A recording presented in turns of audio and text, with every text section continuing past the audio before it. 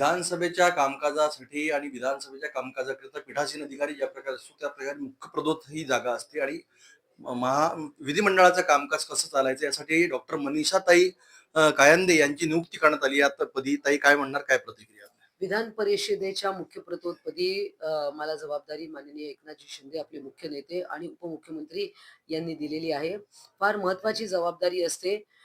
विधिमंडळाचं जेव्हा अधिवेशन चालतं त्यावेळी सर्व आमदारांना जे एक नोटीस किंवा सूचना दिली जाते किंवा आदेश दिला जातो पक्षप्रमुखांतर्फे, मुख्य नेत्यांतर्फे, तो प्रतोदांच्या मार्फत दिला जातो आणि त्यामुळे एखादं विधेयक पास होणार असेल किंवा काही महत्वाच्या घडामोडी जेव्हा हाऊसमध्ये घडतात तर त्यावेळी सर्व सदस्यांनी उपस्थित राहणं आवश्यक असतं आणि त्याला व्हिप म्हणतात. व्हिप जारी केला जातो. तर ते देण्याचं काम हे प्रतोदांचं असतं.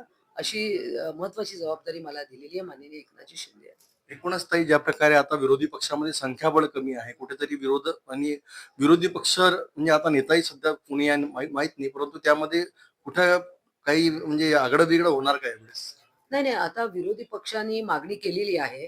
त्यांना विधानसभेचं उपाध्यक्षपद आणि अ, विरोधी पक्षनेतेपद हे द्यावं. आता हा अधिकार जो आहे तो माननीय राहुल नार्वेकर विधानसभेचे अध्यक्ष त्यांचा हा अधिकार आहे. एकूणच आपली या अगोदर जी आपली कारकीर्द राहिली तेव्हा ही सर्वात मोठी जबाबदारी आजपर्यंत आपल्याला मिळाली आहे. हो, आता ही माझी विधान परिषदेवरची दुसरी टर्म सुरू झालेली आहे.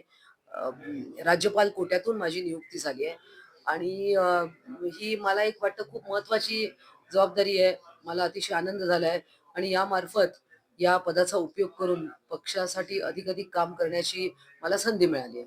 एकूणच राज्यपालाकडून ज्यांची नियुक्ती झाली अशी डॉक्टर मनीषाताई कायंदे हे पूर्ण कामकाज जे आहे सभागृहातलं यामध्ये जे आमदार असतील त्या आमदारांना विविध नोटीस जारी करणे आणि त्यासोबतच विधिमंडळामध्ये जे प्रस्ताव येतात त्या संदर्भात तिथले व्हीप सुद्धा जारी करणे, विविध पक्षाचे व्हीप काढणे हे सुद्धा त्यांच्याकडे जबाबदारी आहे आणि मुख्य प्रदोत्पदी याची ही जबाबदारी महत्वाची ठरेल.